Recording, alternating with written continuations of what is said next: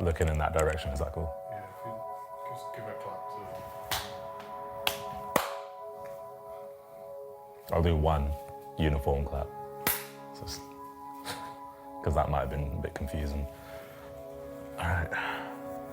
So it was 2012, around about October time, where I lost my job. I got fired. And basically, shit had pretty much hit the fan because I had a whole load of debt, a lot of bills to pay. And yeah, I had about 5 or 6 months to pretty much find some kind of resolution to get myself out of the hole. All my life I've barely spoken. Your words have been so broken. I've been under your hypnosis. Why did I sip that potion? I'm so done with holy ghosting.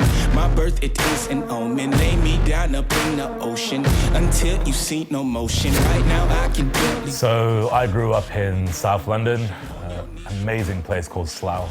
It's not amazing really.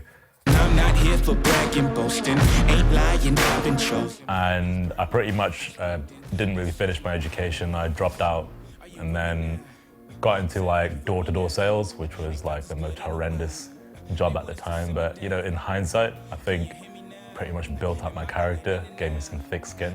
Just look around to see if you're with me now. Funny story though is that when I actually started that job, I didn't realize I was being paid commission only.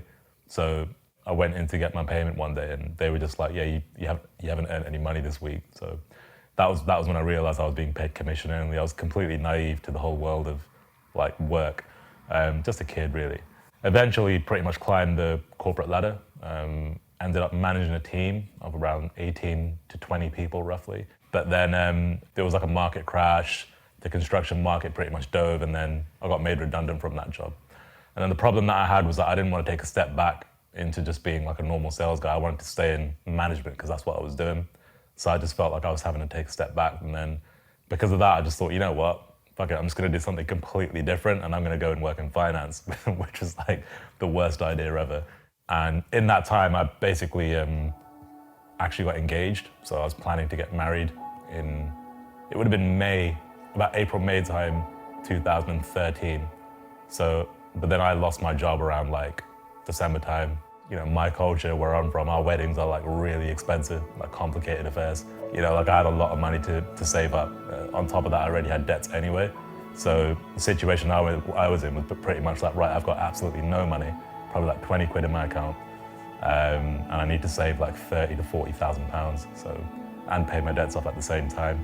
And I've only got about 5 or 6 months to do it. So that's pretty much where I was at that point.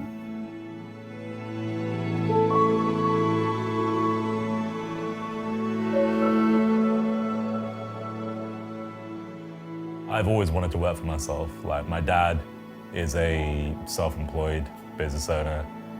He moved to the country pretty much in his late 20s or something like that. He couldn't speak a word of English.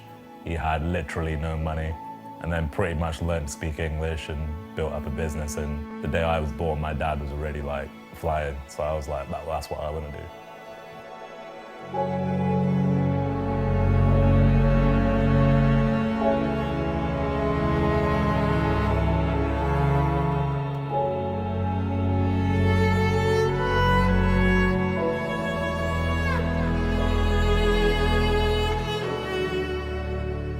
So in my kind of like new excitement slash intense anxiety to want to try and work for myself, I basically done what everybody does. I went on my laptop, typed in how to make money online, hit enter, and it's like millions and millions of results of different types of things you can do. You know, affiliate marketing, SEO, pretty much just kind of flew right over my head. One day I kind of stumbled across this internet forum known as the Warrior Forum. And the Warrior Forum was basically like entrepreneurs who were basically making money online using like online digital marketing methods. Essentially all the shit that I'd already seen on Google, this was the place where they would all collate themselves and talk about what was working and what wasn't working. There was one guy in particular who stuck out to me on the forum, and his name was Alex Jeffries. Ready. Alex was an entrepreneur from Cardiff in the UK. The reason he kind of like that I paid attention to him was because he wasn't like your typical entrepreneur. He looked a little bit edgy, you know, a lot like your normal kind of corporate type CEO type guy. He was a little bit different. And I think that kind of caught my attention. And, you know, he just had this really interesting way of putting his message across, and that really resonated with me. I was just a kid who wanted to make money, basically. And I felt like Alex had that in him as well. And I always knew like having a mentor was an important part of kind of the process of becoming successful. And that's pretty much the way I looked at it. I didn't want to just buy a course. I wanted to get the guy to take me under his wing kind of thing. Like just be coached by him one-on-one. So when I tried to kind of figure out, well, how much does that cost? It basically occurred that it's going to cost me $20,000 to get Alex to coach me.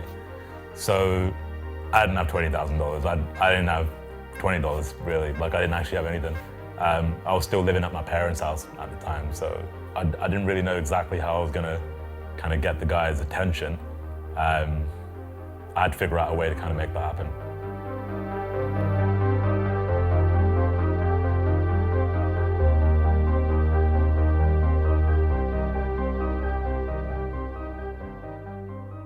Ever since I was a kid, I've always been into like creating stories.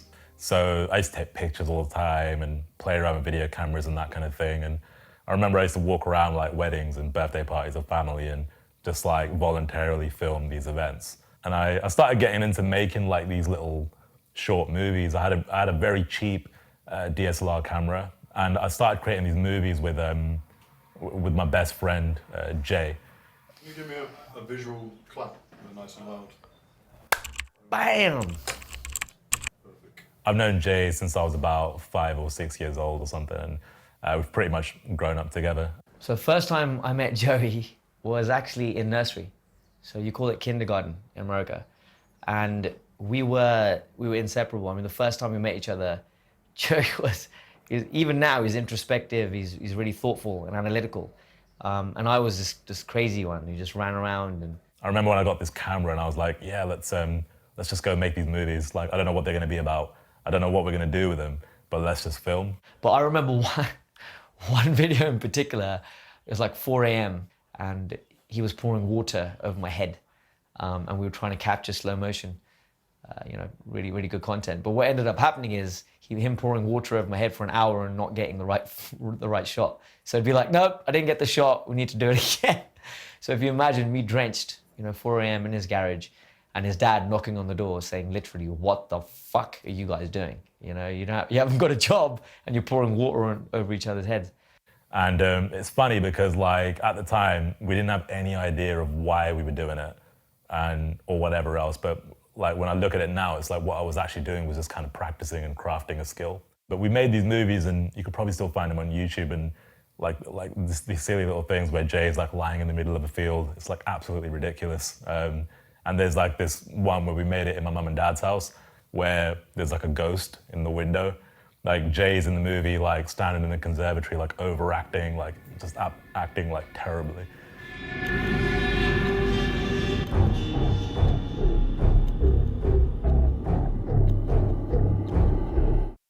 You know, because I wanted to be on camera. I was dying for it, you know. I mean, I considered a career in acting because I'm, you know, pretty good at stuff like that. The crazy thing with Jay, right, is like we've always been on and off. What happened was we went our separate ways. You know, I'd got a job for a while. I think he did as well. On our own journeys. I didn't see the guy, I think, for a few years. We were messaging and stuff in between. And like when I first got into the make money online thing and I discovered it, it was really weird actually because I went to like this mastermind, like this meetup group in our local town. In Slough, which is where we grew up, there was a guy who ran, you know, he called it a mastermind, but back then it was a group of like 4 or 5 people who he said were in the internet or digital marketing space. So I was like, yeah, sounds great, let's do it. I walked in, I remember parking the car, walked into Starbucks. I was a bit apprehensive because I didn't know, you know, what stage these guys were at. And as I walk over, I glanced to my right, and guess who's sitting on the other side? Jay was basically at this event. Hey, how's it going? But the crazy thing is, I'll never ever forget this. I don't know if he recalls, but when he looked over at me, both our eyes just lit up. And he literally ignored everybody there. I don't know if he remembers this, but he came straight up to me. He put his arm around me. He took me to the side. He goes, what the fuck are you doing here? And it's kind of just weird how we fell out of touch, and then all of a sudden when this really important moment was about to take place, he just kind of like appeared and he was just there, which kind of lined up really well for what was going to happen next, basically.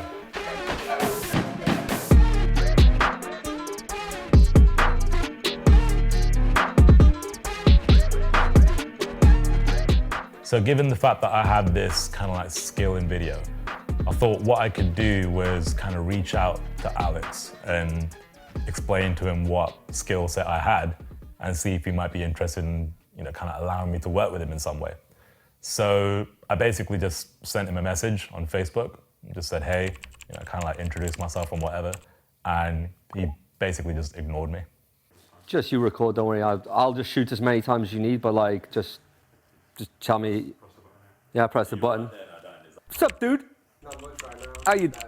I'm take number 4, I think. Take number 4, doesn't matter, bro. Get this one done. Doesn't matter. So Joey reached out to me about 8 years ago. From my memory, I think I may have ignored his first message because there was a lot of people reaching out to me at the time to support me. I was building a coaching business. There was a lot of buzz around me. A lot of people wanted to be a part of what I was doing, support me. He was persistent. He kept messaging me. What I did in the last message was just kind of just say, look, like, you know, I'm a videographer. I've got a cool skill set. Maybe I can kind of do some stuff for you. And maybe that there might be some kind of two-way thing where you might be able to help me out with some stuff that I need help with. And that's when Alex finally kind of bit and responded.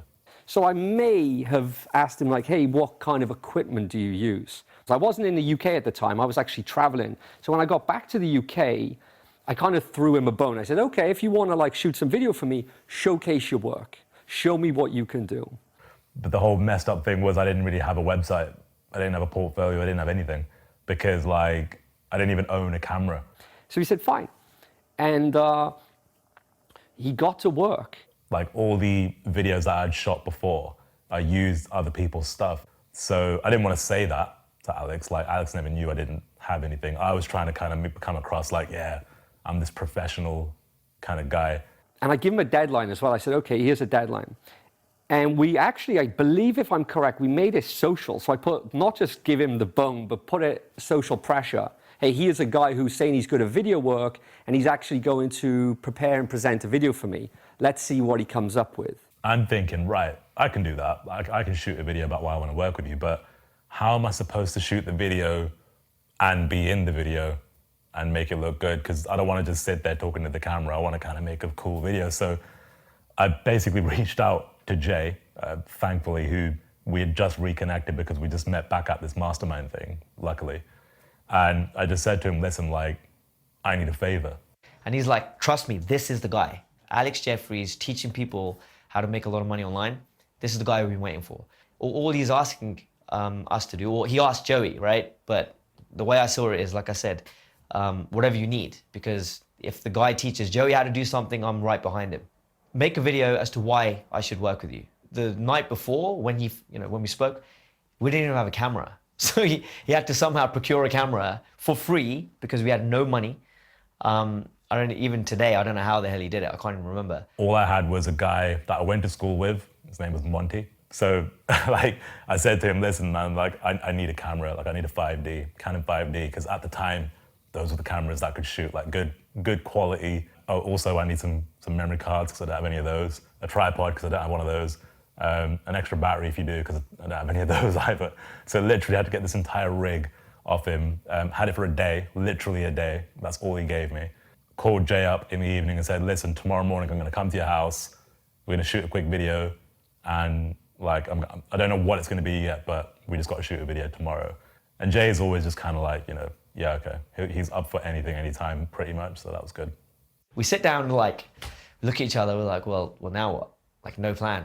And then suddenly we get up, we're like, Joey's like, let's just shoot some B-roll. So I'm like, okay. But I was hungry, so I was gonna make, literally, I remember, it was green peppers I started frying in a pan.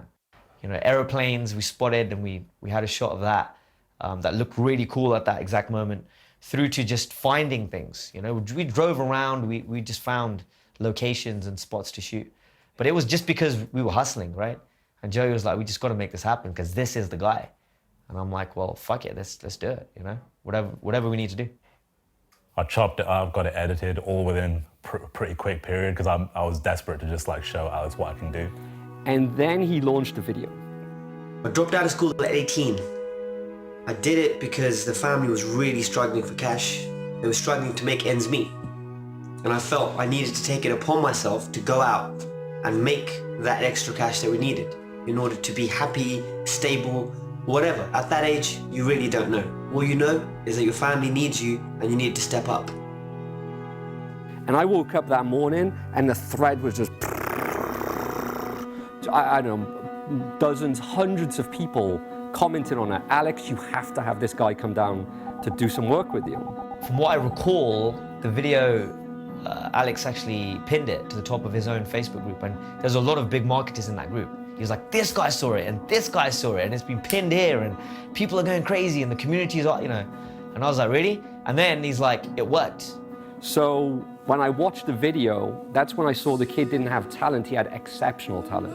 That was the first time that I saw his work, and it was definitely, you know, leagues and bounds above anything I'd seen up until that point. It was fascinating, you know, and it ended in this video of going to a train station to go to Cardiff and meet me. So when I saw the video, when I saw the comments, everybody was rooting for Joey, I invited him down. And I was like, that's it, I'm in. Like, I've got my foot in now, and I can prove myself. Problem is, I still don't have any equipment, so I'll figure that out in a minute. But I was just excited about the fact that I've actually got this opportunity to go.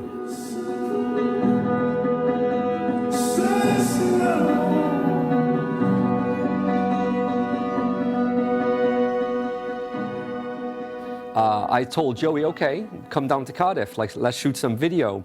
And then he's like, well, I have to be honest with you, I don't have any video equipment. I had to borrow this, and I don't have a car to get down to Cardiff, and I'm gonna need like somebody to help me lug my my PC. My fiance at the time, her brother had some equipment because he used to do videography. And he actually had some new equipment that he had literally just kind of picked up. And I pretty much just had to say, look, like, I know it's like brand new and you probably like cherish it right now and whatever, but I need that shit, basically. You know, he basically let me take his gear, and I said that was that. You know, I had a camera, I had all my stuff. I just now need to lug the PC in Alex's car and then go and start working in Cardiff, basically. I said, okay, cool. You know, the video was good. I said, we're going to do some work together. I drove to London. I drove to Joey's parents' house, picked him up. We threw the computer, the screens in the car. You know, first time I met Joey, I think we had to go and get the camera equipment. You know, threw that in the car, come down to Cardiff, lugged everything up into the office. And that was it. We pretty much went to Cardiff to start working on Alex's video. And what was interesting is when he came down to Cardiff, he actually came down in a really interesting time in my business because we were trying to launch some videos that weren't working. The campaigns were flopping. He kind of walked into a mess, kind of walked into a situation where we were losing. So I sat with Alex and said, right, what is it you want to kind of do? You know, what you're trying to accomplish and whatever else. You know, basically just took it as an opportunity to show him that I know what I'm doing. To be honest, I completely like winged the whole thing. So he was intrigued by my story. And by the time we left London and got to Cardiff, which must have been about a 3-hour drive, he'd asked me such a series of questions that he wanted to do a documentary about my life. That he was like, we need to do a documentary about you. Like, I hadn't done a shoot like that before. I told him that I had, but I hadn't. But, you know, I had seen content online that I really liked, and I was like, I'm just gonna make a video like this because I would enjoy making this kind of video. And I think it would look cool because Alex has got quite an interesting story, so I thought, let me make this video, let's see what happens, and you know, I'm giving it a shot. So I think it took us about a day, 2 days of shooting, maybe a day of editing. I remember Joey just sitting like in our office with us editing this video out. I had my PC with me, so every night after shooting, it was like 6, 7 o'clock in the evening, I'd go back to Alex's office and just edit. The one morning they came in and I had an edit together, I remember I played it and they were just like, that's good. Like, I remember Alex's reaction, he was just like, never seen anything like it before. 2006 was the worst year of my life. I had a job that I hated. I had no money, was in obscene amounts of debt, like $60,000 of debt. And we just had our first baby. And I had to provide for Katie and the baby. And it was my duty to provide for my family.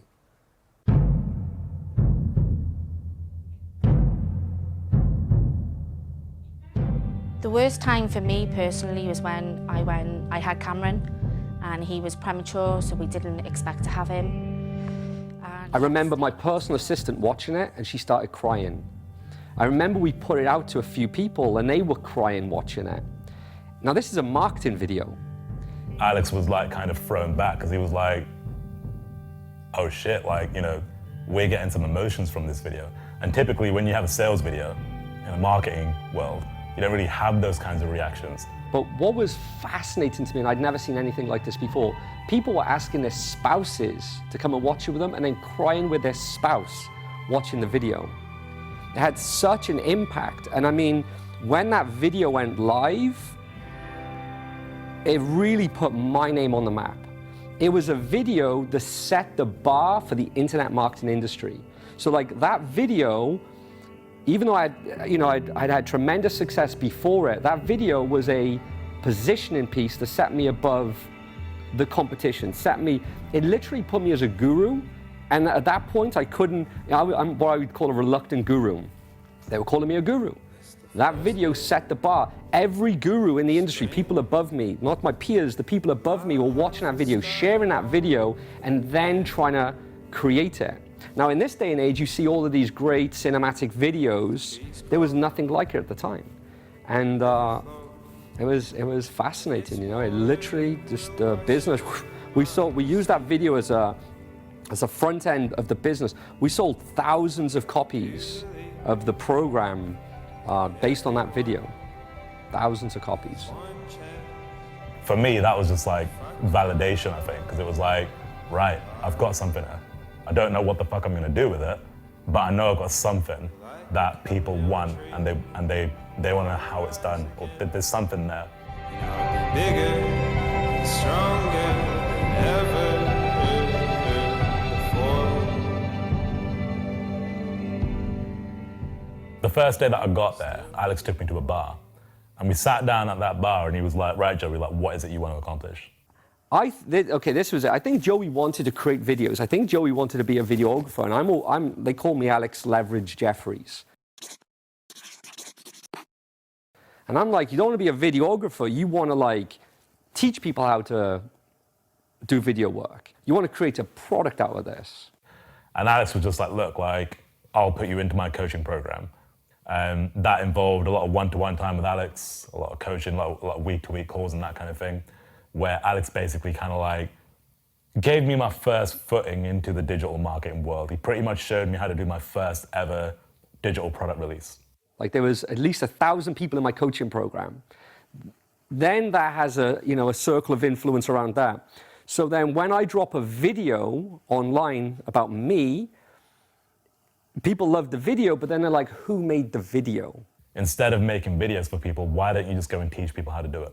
Like, just show people how it is that they can create these same kind of stories as you're creating here. And that's pretty much what led me onto the path of starting to, get my business idea and the concept together. Allow me to show you the future. First time in the studio session. It was like, I need to get this course together. Like, I wanted to basically teach people how to make videos online. Had to film everything in my parents' house. And essentially because it was in my parents' house, I wasn't really able to film any of the tutorials or the content until like midnight. Hi there guys, my name's Joey Soto from Soto Academy, and I'd like to welcome you to this video creation course. I was working literally till 3, 4 o'clock in the morning, 5 o'clock in the morning sometimes, doing an insane amount of hours trying to basically just get this content done, getting the course done. And in the process, I'm not just recording content, I'm trying to actually understand how to market. Like, how do I sell this thing? Like, what is the strategy? And that's where Alex came in and, he kind of led me along the path. All Joey needed to do is follow the instructions of like launching a product correctly into a marketplace, which he did. Did very well for himself. March the 12th, 2013, 11 o'clock a.m., I released my first course. And over the 7-day period in which I was selling it, I've done about $57,000 in sales. Still remember the first couple of sales that I made, like on PayPal. I was like refreshing it every couple of seconds because I was just like, shit, it just keeps going up and up and up. Like every couple of minutes, like a couple of $1,000s are just coming in. Like I felt relieved. Like all my stress was being alleviated literally as time was going. So that was good. It was a good moment.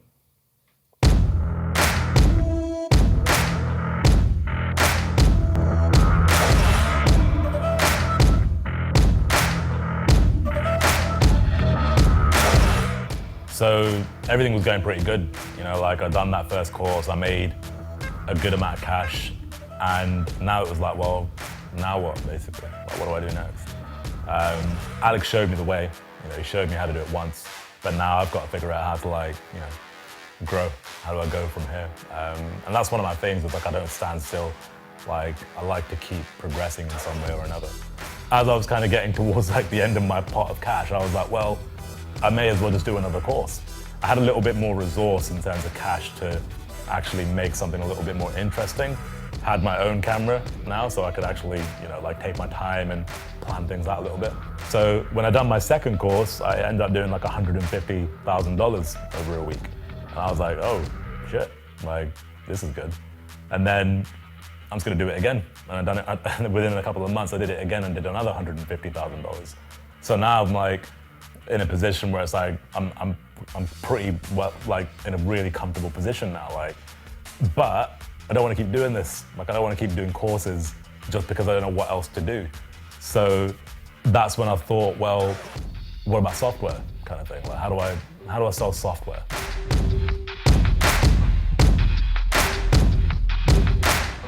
So I started getting into the software game a little bit, started dabbling. I created my first software product, which is called Insta Thumbnail. It like basically made thumbnails for videos on YouTube. The first attempt, and you know, when we went to release the product, it basically crashed and burned, like it didn't really sell anything, which was new for me because every time I've done this, it worked, but this time it didn't. Then I done my second software product, which was called Viddyoze, which was, I thought it was quite a cool product, but the marketing was completely off. Like I kind of misfired on the marketing. And again, crashed and burned another one. So now I'm starting to get nervous and I'm like this doesn't really look like it's gonna work. Like I'm gonna have to make another fucking course again, basically, just to like keep myself going.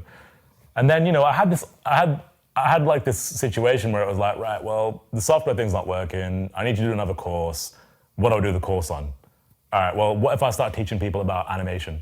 That's what I'll do. Like I'll go and learn it, and then I'll reteach it, basically, which is completely fine. Like that's what people do with digital products. They learn stuff and then they reteach it, completely fine. As I was learning it, I was like, this is hard, man. Like I cannot do this. Like I don't understand the animation thing. Like I'm good at the other stuff. I'm good at putting a video together on a video editor, but the animation side, it's like squat. Like I can't do it. So I thought, well, what if there was a way, like there was some kind of application where it was all like basically pre-made animations, and all I've got to do is like upload my logo, choose an animation that I like, and then the application will basically spit out the animation in the end with my logo in it. And that's pretty much like, kind of like how this idea was formed of like a template-based animation software. And I started looking around for kind of like software guys in the UK, because the problem that I had before was that I was working with guys that were outside of the UK. And that's when I found out about these two guys who already had a successful software company called Mobelio. Joey had actually reached out to both of us via Facebook, I believe, at the time. I'd actually ignored the first couple of messages, I think it was, and it took David in the office to basically say, oh, look, we've had a message from Joey. He's got an idea, wants to talk it through as far as building a piece of video software. And because we knew Joey from the space already, he was releasing really cool training products.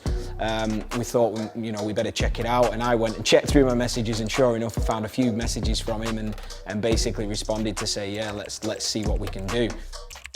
What kind of made sense to me is where we struggled in our business was in the visual and the kind of storytelling side of it. So we had a great product, but we didn't tell the story that well, and we didn't use video that well. But Joey, his skills were there. These guys knew how to build software. I didn't. But I was good at the visuals and the branding and making things look pretty. It kind of made sense to team up and partner up, because it was kind of like we had all the skills we needed between us to take a business to kind of well, not to exit, but to take it to the market and actually do some serious damage. Hey guys, it's Joey Soto here. Over the past year, Jamie Garside, David Chamberlain, and myself have been working on what I believe is the most challenging and largest project we've collectively worked on to date. And today, we all want to share it with you and the rest of the world. Look, this is like nothing you've seen before. We're going to take you on a journey and show you what we believe is going to be the most exciting product of the year. So sit back, relax, and enjoy the journey. Let's go.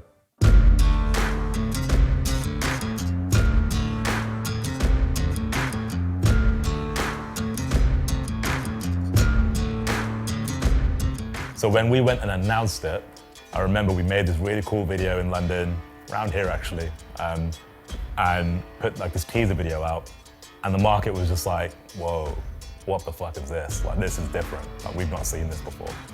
And it was like a, you know, just interesting, man, exciting, like, because our market was so saturated with the same stuff, same kind of software, same boring stuff that we kept seeing again and again, and this was just like completely fresh, and I knew like this would be a big thing. What we had as a product was great, but how we were telling the story and how we were selling this to our affiliates, how we sold it to the customers, it was just going to work. We just knew it. So we got these pre-launch videos together, we shot all of our sales videos the same, and everything just looked on point. And then we basically just went on a contact spree, if you will, contacting all of our affiliates, all of our partners we'd worked with. And again, a lot of what we were going to them with, we had a great product in Viddyoze, we had something nobody had seen before, so everybody was excited. The videos were hyping everyone up as well, because no one had seen production on that level within our space at the time. We got to launch September 29th, 2015. We were going to release the product, and literally just went off. We only sold it for 4 days, and over the 4-day window, we'd done $450,000 in sales. And then we followed it up with more promotional stuff, done like an extra couple of $100,000 in the next couple of weeks. And I was just like, this is it, man. Like, this is what I want to do. I can see that this is going to pop.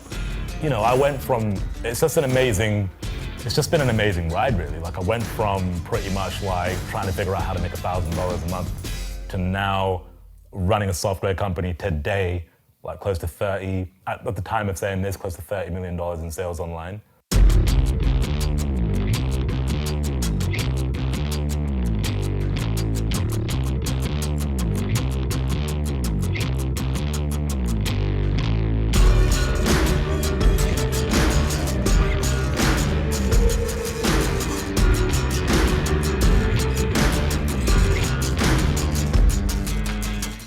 This isn't just a product, this is a business, this is something we're going to do for years to come, and you know, I think that's kind of what's happened. Last time I saw Joey, which may have been, actually maybe in 2013. Since then, well, let's just say when we met in 2012, and I watched him the first year become, you know, successful. You know, he was able to, you know, pay for his wife to have an engagement ring. I remember that. Take his wife on a honeymoon, pay for the wedding. These were big things. You know, like he couldn't even afford to buy his wife an engagement ring to start. So when he launched his own business and he got the things going, these were big things. So to go from there, from where he was to there, is successful in my eyes. He's taken ownership of his life. But to go from there to where he is now, which I hear you boys have a company that makes tens of millions of dollars, it's pretty successful, right?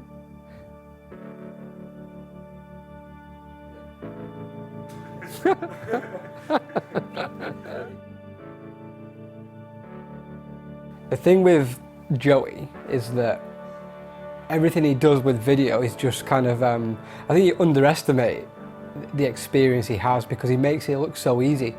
So when he's setting up a shot, when he's just holding the camera, when he's editing, you know, we've shot video like in the morning and he's edited that within minutes and it's out on the internet. Like, and it's only when you hire someone in or you bring a crew in and it takes them like 8 weeks to edit, you realize that this guy like is just a machine when it comes to video. He's not, you know, he sets shots up, he's creative, but the editing process, like I've never seen someone edit so quick. And I think when it comes to learning from him, you know, he's going to basically show you everything he knows, which isn't what he learned from, you know, a teacher or from a textbook. It's everything he's taught himself. And I think they're the best people to learn from.